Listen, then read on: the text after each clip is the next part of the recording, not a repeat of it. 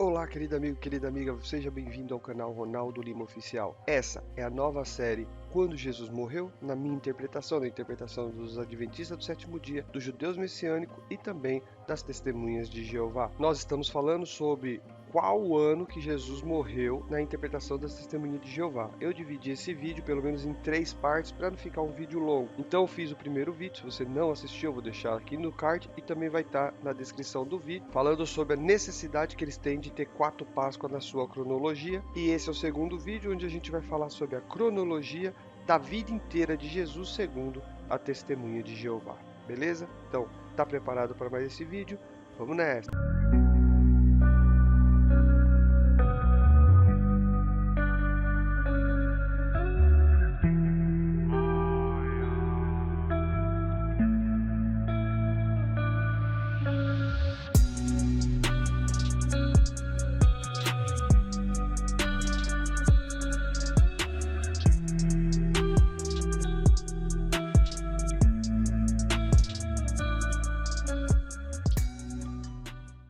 Apenas analisando dados oficiais, nós chegamos à conclusão que Jesus ele nasceu no ano 2 a.C., no mês de Tishri, o 7º mês judaico. Aí Jesus tinha 30 anos de idade quando ele se batizou, e isso aconteceu em Tishri do ano 29. Aí ele passou, depois desse batismo, a primeira Páscoa no ano 30, a segunda Páscoa no ano 31, terceira Páscoa no ano 32, e aí Jesus morre na quarta Páscoa no ano 33. Vamos colocar tudo isso na planilha e ver como é que fica? Nós vamos começar aqui, colocar na planilha de trás para frente. Então nós vamos começar pela morte de Jesus, porque já está datado, então fica muito mais fácil, né? Então vamos lá. Jesus aqui no ano 33 do calendário romano, em março e abril, que seria o mês da Páscoa. Aqui é o ano judaico, que corresponde ao ano 33, no período da Páscoa. Então está aqui a Páscoa e a quarta Páscoa. Aqui é a Páscoa de Jesus morre e ele, na contagem aí, da forma que foi apresentado, ele vai ter 34 anos na data da sua morte,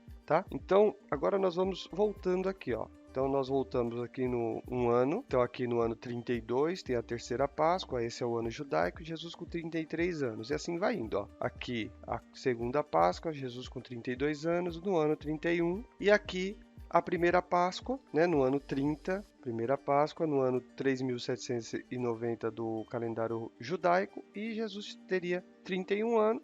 E aí, no batismo de Jesus, em setembro, outubro, como nós vimos ali. Jesus aqui no ano 29, tá? No mês aqui de Tishri, então, foi aqui que Jesus, no máximo, né? Que Jesus, aqui é o máximo que Jesus poderia ter se batizado, porque aqui ele ainda pega com 30 anos. Se for em outubro, ele já não pegaria 30 anos, então aqui tem que ser o máximo. Então, tá batendo aí com os dados apresentados pela Testemunha de Jeová. Então, no ano 29, nesse ano judaico, o ano 3.789, aí Jesus teria 30 anos, então ele estaria se batizando aqui no máximo em setembro, aqui, ou no comecinho de outubro, no máximo, tá? Senão ele já teria 31 anos. E aí nós vamos indo para trás, ó. Aqui é ele 29, 28 e assim vai indo. Vamos chegar até a data do nascimento de Jesus. Então, nós estamos contando, depois vocês vão poder auditar toda essa planilha. Então, chegamos aqui no ano do nascimento de Jesus, né? Então, tá aqui, ó. Então, foi, conforme você está vendo aí, que foi os dados que nós coletamos. Então, Jesus nasceu em setembro, outubro, né? No mês de Tishri, então, o mês de Tishri, então, teria que ser, no máximo, aqui, né? Em outubro, tá? Então, Jesus teria que ter nascido aqui bem no comecinho de Tishri, tá? Então, setembro, outubro, mas tem que ser aqui para estar batendo, em outubro. Que aí você pega o ano 2 antes de Cristo do calendário romano, como eles colocaram aí. Aqui você tem o ano, ele corresponde ao ano 3.760 judaico. Ele não poderia ter nascido nesse período aqui de novembro a fevereiro aqui, porque aqui é o período do frio e a gente sabe que, segundo os textos bíblicos lá em Lucas, tinha os pastores pacentando as suas ovelhas e aqui não seria possível, né, Jesus ter nascido no período do frio. Então, Jesus tem que ter nascido aqui ao máximo. Nós estamos trabalhando sempre no limite. Você vê que a interpretação do TJ aqui está no limite. Então, aqui é o limite que ele poderia ter nascido aqui. E esse aqui seria o primeiro ano dele. nós estamos diante de uma interpretação de profecia à prova. Então, profecia à prova, esses dados, da forma que eu coloquei, é inegociáveis. Se você trouxer qualquer tipo de argumentação que mostra pontos históricos diferentes desse, vai ser rejeitado como anátema, porque quem vai fazer a história é a interpretação profética, não importa o que venha, não importa os argumentos que são apresentados. Então, simplesmente vai ser ignorado e é essa forma que foi e ponto final, tá certo? Aqui nós temos um problema cronológico bíblico interessante que Jesus, ele nascendo em -2, ele está nascendo depois da morte de Herodes. Só que na Bíblia mostra que Jesus, ele nasce antes da morte de Herodes. A Bíblia mostra que Herodes foi informado do nascimento de Jesus com aproximadamente 2 anos de atraso. Por quê? Porque Mateus 2,16 diz que Herodes, ao receber essa notícia, mandou matar crianças de 2 anos para baixo. Então, para Herodes, Jesus poderia ter até 2 anos. Então, matando todas as crianças de 2 anos para baixo, com certeza mataria Jesus. E se Herodes, ele manda matar 2 anos para baixo e ele morre em -4, então Jesus poderia ter nascido em -6 e -5 para Herodes, tá certo? Isso dentro do contexto histórico. E -2 poderia ter sido o acontecimento que é narrado em Mateus 2,15, que seria a volta de Jesus do Egito. Aí sim, Herodes manda matar, Jesus foge para o Egito, e isso poderia ter sido em -6 e -5, e aí Herodes morre em -4, e sim, Jesus poderia estar voltando até -2 do Egito, e não o contrário. Segundo aqui o contexto histórico judaico, aqui também coloca Herodes morto no -4. Como nós estamos tratando de profecia à prova, então vamos ignorar totalmente o ponto que a gente acabou de ver. E agora vamos ver então da forma correta como é que foi de verdade que aconteceu a vida e a morte de Herodes juntamente com o nascimento de Jesus. Então vamos lá. Aqui no site do JW, no texto aqui de Jesus Cristo, que está no Estudo Perspicaz das Escrituras, volume 2, diz o seguinte, ó: o seu nascimento em relação com a morte de Herodes. Embora a data da morte de Herodes esteja sujeita a debates, existe considerável evidência que aponta para o ano 1. Aí, qual que é a base que eles utilizam?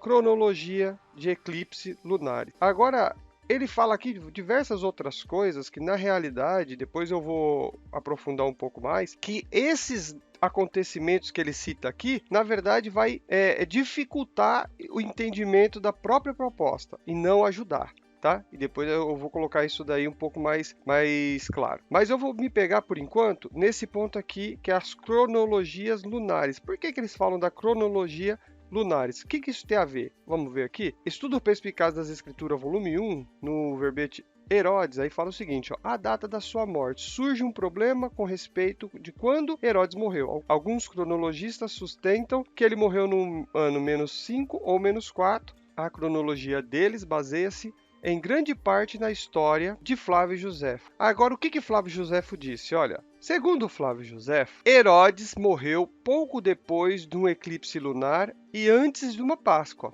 Visto que houve um eclipse dia 11 de março do -4, 13 de março do calendário juliano, alguns chegaram à conclusão que este era o eclipse que Flávio Josefo se referiu.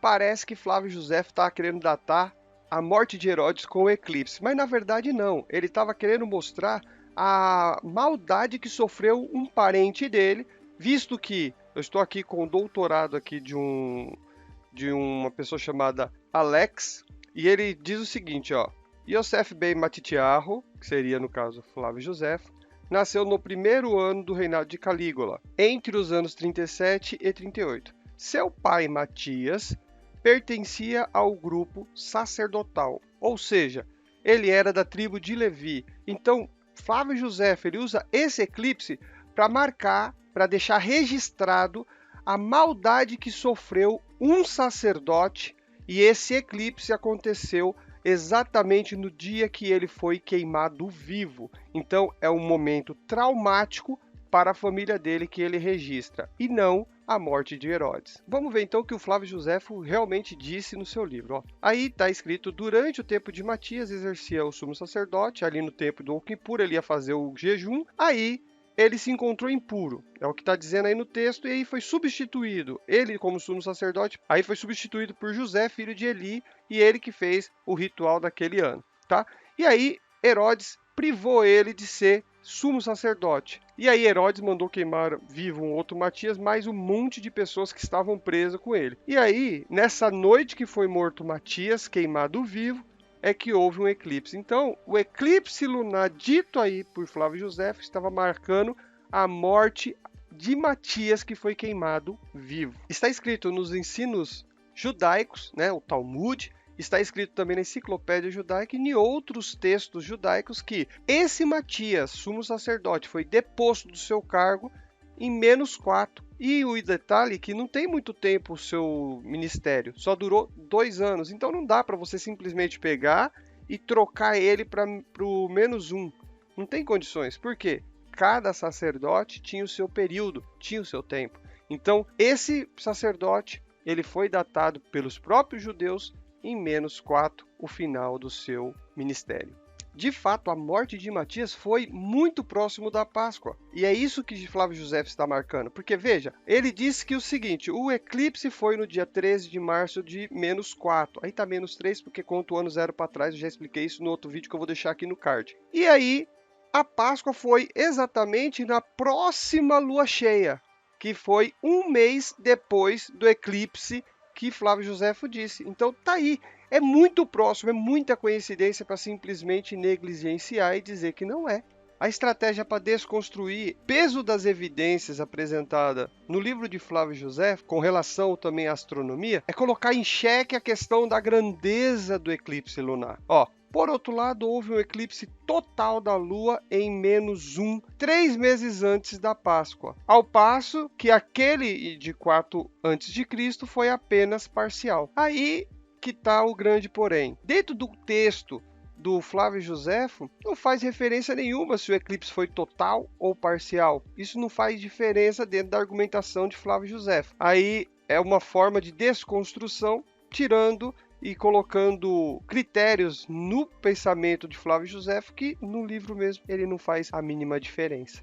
Antes de eu continuar, eu gostaria de pedir que você que não é inscrito no canal, se inscreva no canal, compartilhe com seus amigos esse vídeo, coloque nos grupos do WhatsApp, no Facebook, ative o sininho para você não perder nenhum vídeo aqui do canal e não se esqueça do joinha.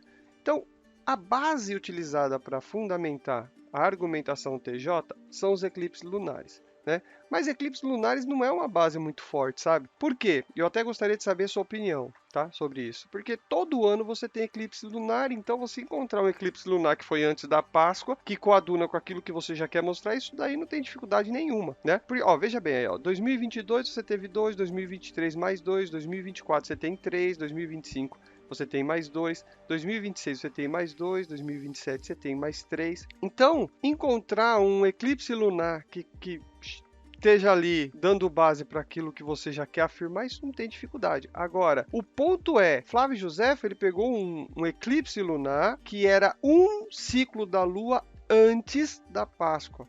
E isso que está fazendo toda a diferença. E foi para marcar a morte de um Matias que foi queimado vivo. Então não é um evento qualquer, é um evento muito singular e que tem uma estrutura também singular, né? Agora, a proposta dos TJs é um eclipse muito, muito diferente daquilo que é dito por Flávio Josefo. Para a gente fechar aqui o entendimento, né, tá aqui a explicação dos TJs com relação aos eclipses. Ele defende que teve um eclipse no dia 1 a.C., que foi dia 10 de janeiro, né, do ano 1 a.C., mas aqui na verdade é o dia 9 de janeiro, porque pegou ali na virada da meia-noite e tal, então ele inicia no dia 9 de janeiro e termina no dia 10. E teve um outro que foi antes desse, que é parcial, o primeiro foi total e esse aqui é parcial, que foi no dia 29 de dezembro, tá? Então vamos colocar isso na planilha para a gente ver como é que fica. Então ficou assim, em dezembro aqui o eclipse parcial e aqui em janeiro o eclipse total. O eclipse total é o mais próximo da Páscoa, então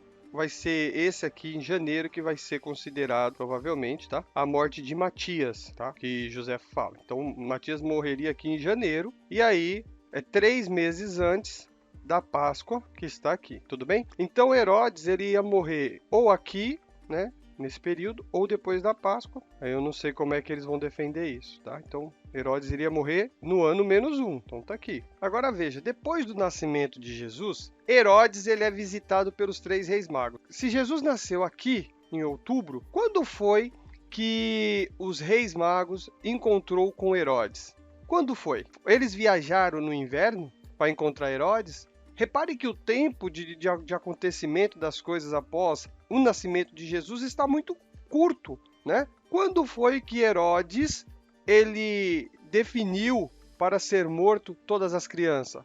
Foi no período do inverno? Se foi no período do inverno, Jesus ele viajou, né? Ele fugiu com seus pais, né? Os seus pais levando ele no inverno. Eu gostaria de saber a opinião de vocês. Vocês acham que isso é plausível? Porque o tempo aqui, ó, Jesus nasce aqui. Aí você tem pouquíssimo tempo aqui para a morte de Herodes. Então, tem que ser nesse período aqui que todos esses acontecimentos têm que acontecer, né? E aí, é plausível ou não é?